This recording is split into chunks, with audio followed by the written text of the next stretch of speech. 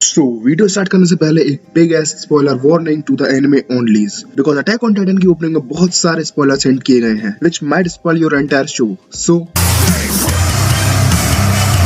Actually attack on Titan शुरुआत से ही बदनाम है फॉर स्पॉइलिंग देयर ऑडियंस। चाहे आप उनके ओपनिंग्स उठा लो या एंडिंग्स, वो हमेशा से यही करते हुए आए हैं। एंड हम वंडरिंग कि लोग सरप्राइज हो रहे हैं क्योंकि एरन का फाउंडिंग टाइटन ओपनिंग में दिखा दिया गया है। But for me it's not shocking at all because ये वही अटैक ऑन टाइटन है जिसने सीजन 2 की एंडिंग में रम्बलिंग टीज कर दिया था और सीजन 3 की ओपनिंग में आर्मिन का colossal titan. So for me there is nothing new in it. ये इनका पुराना बिजनेस है और ये लोग हमेशा से यही करते हुए आए हैं। लेकिन attack on Titan season 4 part 2 की ओपनिंग और एंडिंग ने एक न्यू बार सेट कर दिया है। चाहे ओपनिंग और एंडिंग के लिरिक्स हो या video, most part of them actually convey something. इस वीडियो में हम केवल अटैक ऑन टाइटन की ओपनिंग की बात करेंगे। एंडिंग के लिए मैं एक सेपरेट वीडियो बना दूंगा बिकॉज दोनों में ही काफी ज्यादा डिटेल्स हैं। दैट्स व्हाई सब कुछ एक ही वीडियो में कवर करना इट्स नॉट पॉसिबल। और हाँ, व्यूज और पैसे का मुझे कोई लालच नहीं है बिकॉज एक बहुत ही ज्ञानी पर्सनैलिटी ओटाकू सेंट्रल बाबा ने कहा था, बेटे लालच बुरी बला है। इसी के साथ बाबा ने ये भी कहा था कि अगर कोई तुम्हारा वीडियो लाइक और चैनल सब्सक्राइब नहीं करता तो वो येगरिस नहीं छोटा भीम फैन है। तो दोस्तों, उस लीजेंड को सम्मान देते हुए कृपया चैनल को सब्सक्राइब कर लें और इसी के साथ हम अपनी वीडियो को स्टार्ट करते हैं।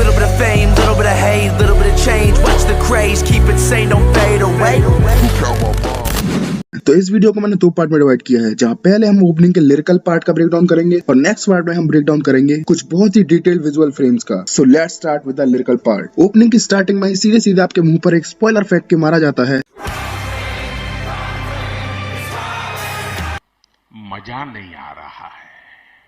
चलो भाई देखो अब मैं क्या करता हूँ। Rumbling rumbling it's coming, rumbling rumbling.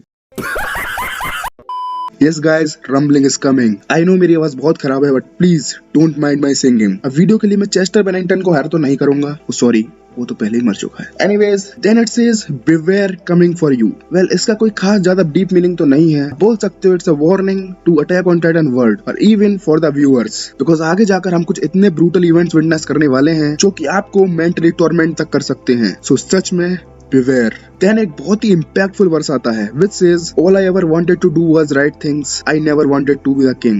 ये लाइन एक्चुअली एरन के कैरेक्टर को बहुत ही स्ट्रॉन्गली डिफाइन कर रही है कि कैसे एरन के पास वर्ड डिफाइनिंग पावर्स हैं जिनसे वो लिटरली पूरे वर्ल्ड को रूल कर सकता है और इवन एल्डियंस को भी पूरे वर्ल्ड पर रूल करवा सकता है अगर वो चाहे। But Eren was never meant to be a bad person. उसने जो भी किया उसका एक सही रीजन था और उसका वो सो कॉल्ड चैड कैरेक्टर एक मास्क की तरह था जो कि उसने पहना इसीलिए था so that he can carry out his plan. और वो प्लान केवल उसके लव्ड वंस की वेलफेयर के लिए नहीं था बल्कि वो पूरे वर्ल्ड की वेलफेयर के लिए था। अगर आपको जानना है why Eren killed 80% of human population then you can watch this video. यहीं कहीं आ रही होगी, ऊपर नीचे देख लेना। एनीवेज, एरन के कैरेक्टर पर हम फ्यूचर में डिटेल में बात करेंगे, so stay tuned on the channel. Anyways, then track का नेक्स्ट वर्स आता है जो कि बोलता है all I ever wanted to do was save your life, never wanted to grab a knife. Well, ये लाइन 2 चीजें इंडिकेट करती है। एक तो ये लाइन मिकासा के लिए है जहाँ एरन बोल रहा है कि सीजन 1 में उसने अपनी इच्छा से वो नाइफ नहीं उठाया था, उसने वो किया बिकॉज उसे मिकासा की जान बचानी थी। एंड दूसरा, एरन पूरे वर्ल्ड को बोल रहा है कि उसने ये रम्बलिंग उन्हीं लोगों को टाइटन पावर्स के कर्ज से बचाने के लिए किया है बिकॉज अगर टाइटन पावर्स हमेशा रहते तो पता नहीं फ्यूचर में कितने सालों तक लोग मरते ही रहते और अगर वो रम्बलिंग किए बिना ही एमिर को आजाद कर देता तो पूरा वर्ल्ड मिलकर पैराडाइस आइलैंड को वहीं की वहीं खत्म कर देता। सो इस लाइन में एरन कन्फेस कर रहा है कि जो भी उसने किया उसके पीछे एक रीजन था और उसने ये सब अपने सेल्फिश रीजंस के लिए कभी नहीं किया। Guys, that's the legend of most misunderstood character Eren Yeager. खैर, अब कंटिन्यू करते हैं। Then it says fearless burning. These 3 words actually defines Eren's mental state. एरन को काफी सारे फ्यूचर इवेंट्स पता हैं जिसकी वजह से वो रो भी नहीं सकता बिकॉज उसे पता है कि उसके कौन कौन से कॉमरेड्स मारे जाने वाले हैं। ना ही एरन को कोई डर है बिकॉज उसे पता है क्या होने वाला है। And when you know the outcome you become fearless because you don't have anything to lose. Next word है बर्निंग, जिसको आप लोग 2 तरीके से समझ सकते हो। आप बर्निंग को एरन की उसके प्लान को एग्जीक्यूट करने की डिटर्मिनेशन से कनेक्ट कर सकते हो या फिर एरन की डेथ से भी कनेक्ट कर सकते हो कि धीरे धीरे वो अंदर ही अंदर बर्न हो रहा है और एंड में he will turn into ash, यानी कि he will die. I know guys, this shit is turning emotional. God, I'm about to cry. Guys, थोड़ा वेट करना, मैं टिश्यू पेपर लेके आता हूँ। चलो अब कंटिन्यू करते हैं। Next line is you tell me what have I missed still wandering in the deep mist. ये लाइन एक्चुअली में एरन की अनसर्टेनिटी को दिखाती है, कैसे उसने काफी सारे फ्यूचर इवेंट्स देख तो रखे हैं बट स्टिल उसे कंप्लीट फ्यूचर के इवेंट्स नहीं पता और वो बहुत ज्यादा कंफ्यूज्ड भी है। Still he was moving forward but past में पहुंचते ही उसका ये कंफ्यूजन एक अलग ही लेवल पर पहुंच गया। पास्ट में प्रेजेंट, पास्ट और फ्यूचर एक ही पॉइंट पर एग्जिस्ट करते हैं, just like X axis, Y axis and Z axis in coordinate geometry, and this thing messed up Eren's mind, which ultimately resulted that Eren became completely clueless. Apparently Eren Founding Titan को पहली बार use कर रहा था, so it's not surprising at all because even Attack Titan के habitual होने में Eren को time लगा था और ये तो Founding Titan है और ये सब Eren के डीप मिस्ट में घूमने जैसा ही है because उसे सब कुछ धुंधला धुंधला दिख रहा है। These lyrics are absolutely beautiful guys. Then आता है वो पार्ट जहाँ ट्रैक मुझे सबसे ज्यादा हिट करता है। The lines are if I lose it all, slip and fall, I will never look away. ये लाइन सीधे सीधे एरन की डिटर्मिनेशन की तरफ पॉइंट कर रही हैं। यहाँ एरन बोल रहा है कि चाहे वो सब कुछ खो दे, which ultimately means death, और चाहे वो कितनी भी बार गिरता या फिसलता रहे, means all the obstacles he is going to face, but he will never look away. इसका मतलब he will never give up. He will always keep moving forward. Then it says, if I lose it all outside the wall, live to die another way, which means एरन का mission जो कि outside the wall है, चाहे वो लिवेरियो में attack हो या rumbling, अगर वो उसे पूरा करने से पहले सब कुछ खो देता है फिर भी वो जिंदा रहेगा किसी और दिन मरने के लिए। Because जब तक वो अपना मिशन कंप्लीट नहीं कर लेता, he will keep moving forward. That is how determined Eren is. Then अगली लाइन्स आती हैं, I don't want anything, I'm here to beware, which is again showing Eren's will to execute the plan. No matter what happen, Eren will do it. Because Eren जानता है कि अगर वो Mikasa के साथ रहा तो उसके फ्यूचर कंसिक्वेंसेस बिल्कुल भी अच्छे नहीं होने वाले। और वो सारे सीक्वेंस हम चैप्टर 138 में देख चुके हैं जहां एरन और मिकासा एक साथ रहते हैं और पूरा वर्ल्ड पैराडाइज आइलैंड को खत्म कर देता है। इसीलिए एरन के पास इस बार कोई ऑप्शन नहीं है और इस बार वो कुछ भी नहीं चाहता, ही जस्ट वांट्स द रम्बलिंग। और यहाँ पर होता है ओपनिंग का लिरिकल ब्रेकडाउन खत्म। अब आते हैं हम इसके विजुअल ब्रेकडाउन पर। मैं सारे विजुअल्स का ब्रेकडाउन तो नहीं करने वाला बिकॉज ऐसे आपका भी टाइम वेस्ट होगा और मेरा भी। अबे किसने बोला मैं आलसी हूँ?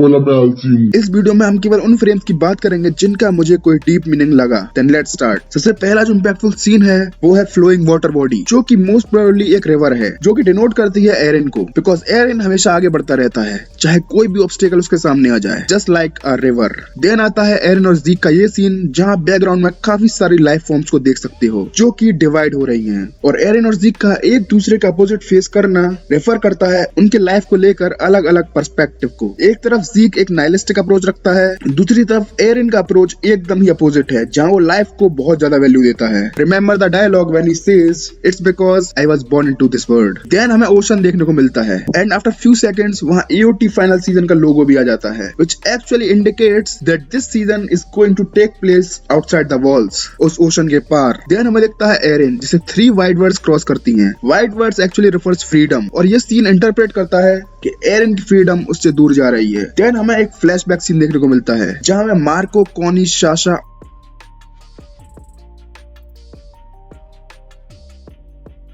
देखने को मिलते हैं। देन अगले ही ट्रांजिशन में हमें मिकासा, जॉन, कॉनी और निकोलो साशा की ग्रेव पर देखने को मिलते हैं। ऐसे ही नेक्स्ट ट्रांजिशन में हमें राइनर, बेरटोल्ड, आनी, हिस्टोरिया और यूमिर देखने को मिलते हैं ड्यूरिंग देयर ट्रेनिंग डेज। और नेक्स्ट ट्रांजिशन में हमें मार्लियन साइड दिखाई जाती है जहां हमें फाल्को, गाबी, ऊडो, जोफिया के साथ साथ कोल्ट, पिएक और पोर्को भी देखने को मिलते हैं। अब आपने एक चीज नोटिस की होगी कि हमें यहाँ एरन कहीं देखने को नहीं मिला, बट अगर आप इन सारे विजुअल फ्रेम्स को ध्यान से देखोगे देन यू विल रियलाइज कि they all looks like someone side, मतलब जैसे कि कोई ये सब चीजें देख रहा है और वो साइड है एरन की जो कि रिप्रेजेंट करता है उसने दोनों साइड्स को देखा है और परखा भी है। फिर हमें एरन वॉल्स पर चलते हुए दिखाई देता है, वो भी अकेले, और काफी सारे ब्लैक बर्ड्स सेम डायरेक्शन में उड़ रहे होते हैं। ये रिप्रेजेंट करता है कि एरन अपने डार्क फेट की तरफ जा रहा है, वो भी अकेले। जैसे कि पहले में व्हाइट बर्ड्स उसके अपोजिट डायरेक्शन में उड़ते हुए दिखाई दिए थे, which stated that freedom and good things are going away from Eren, and here we can see black birds flying along with Eren, which stated Eren is going alone to meet his dark fate. Well, fate का story में बहुत बड़ा role है और इसके बारे में हम शो के एंड में बात करेंगे। देन हमें पोर्को का सीन देखने को मिलता है जहाँ ग्लास रिफ्लेक्शन में आप जो टाइटन के प्रीवियस इनहेरिटर यूमिर को देख सकते हो जो कि मेमोरीज ट्रांसफर की तरफ इंडिकेट कर रहा है।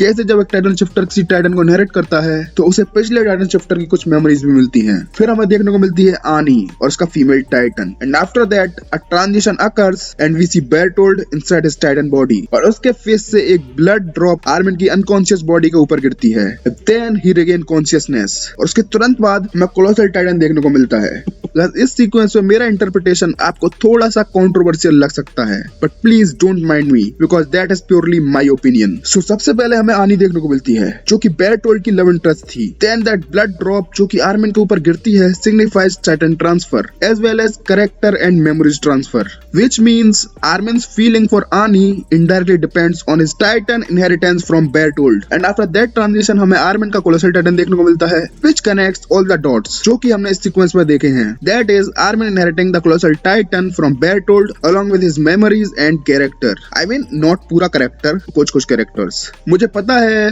this might have hurted many of you, खासकर वो 16 साल के बच्चे जो खुद को AOT टार्ट शिपर्स बोलते हैं और उन्हें एरेन और मेगाथा की शादी देखनी थी। But I don't care about you guys because I just keep moving forward. Then हमें एक सीन देखने को मिलता है जहाँ एक पेड़ के पत्ते पर खून गिरता है। खून यहाँ पर रिप्रेजेंट कर रहा है हेलुसिनिया को और आई मस्ट से लाइफ को, जो कि एक पेड़ से क्लिंग था till it found ymir। Then हमें ट्रांजिशन में ymir और कोऑर्डिनेट देखने को मिलते हैं और वो दोनों एक दूसरे को ओवरलैप कर रहे हैं which represent that ymir and coordinate are interconnected. Then हमें एक बहुत ही इम्पैक्टफुल सीन देखने को मिलता है जहाँ पहले हमें एरेन देखने को मिलता है, देन हमें छोटा एरेन देखने को मिलता है और उसके सर के ऊपर एरेन का सीजन 1 वाला सीन देखने को मिलता है where he stepped those human traffickers ही बोलते हैं इन्होंने, जो कि इनडायरेक्टली रिप्रेजेंट करता है कि बड़ा एरेन ही छोटे एरेन के इस पाथ पर आने और उसके आगे जाकर मरने के लिए रिस्पॉन्सिबल है, because एरेन himself is responsible for the death of his mother और इनडायरेक्टली यही छोटे एरेन के लिए एक मोटिवेशन बनती है और वो ये पाथ फॉलो करता है। और उसके बाद हमें एक सीन दिखाया जाता है जो कि एरेन की पूरी जर्नी को दिखाता है, जहाँ उसका childhood days in scout regiment, his day in Marley as hobo Eren and finally उसका फाउंडिंग टाइटन फॉर्म। और उसके बाद ही एरेन को बहुत जोर से चीखते हुए दिखाया जाता है like he is in immense pain. ये सीक्वेंस हमें एरेन की पूरी जर्नी दिखाता है from childhood till he turns into founding titan and then वो शाउटिंग सीक्वेंस दिखाता है एरेन की पेन और फ्रस्ट्रेशन को जो कि उसने through out the journey face की। उसके बाद हमें एक बटरफ्लाई देखने को मिलती है जो कि किसी ह्यूमन के द्वारा कुचली गई है because you can clearly notice कि वो फुटस्टेप एक ह्यूमन फुटस्टेप के बराबर है। वेल इस बटरफ्लाई विजुअल को मैं काफी सारी तरीके से इंटरप्रेट कर सकता हूँ but the best one I found is, देखो अगर हम अटैक ऑन टाइटन को पूरी तरह से एनालाइज करें और सारे डॉट्स को कनेक्ट करें then you will realize that AOT is like a loop। चाहे आप AOT Lost Girls की एंडिंग देखो या सीजन 1 में मिकासा का ये वाला सीन, अगर आप लिरिक्स को सीन्स को डीपली एनालाइज करोगे यू विल रियलाइज कि AOT is a loop and time travel का एक मोड होता है जो कि है बटरफ्लाई इफेक्ट, जिसे अगर मैं आसान भाषा में समझाऊं तो अगर आप पास्ट में जाकर कोई छोटा सा चेंज करते हो तो फ्यूचर पूरी तरह चेंज हो जाएगा, बट AOT में दिस थिंग डजंट वर्क और यही वो हमारी कुचली हुई बटरफ्लाई डिनोट करती है बिकॉज एरेन ने पास्ट में जाकर बहुत कुछ चेंज करने की कोशिश की, उसने चेंज भी किया बट ये एक टेम्पररी चेंज था। He just delayed the cycle of hatred, but he was not able to completely stop it, and that is the theme where Attack on Titan revolves. Don't worry guys, इस पर भी हम future में एक detail video बना देंगे after the AOT anime ending. So guys, ये था complete breakdown of AOT opening. और अगर आप ऐसी वीडियो को मिस नहीं करना चाहते और ऐसा ही कॉम्प्लेक्स AOT स्टफ देखना चाहते हो, then do subscribe the channel right now. Comment में प्लीज मेरी तारीफ कर दो because this video literally took a lot of time and effort. At least comments में OP तो कमेंट कर ही देना यार। इसी के साथ वीडियो को लाइक भी कर दो। I will see you in the next video. तब तक के लिए बाय बाय।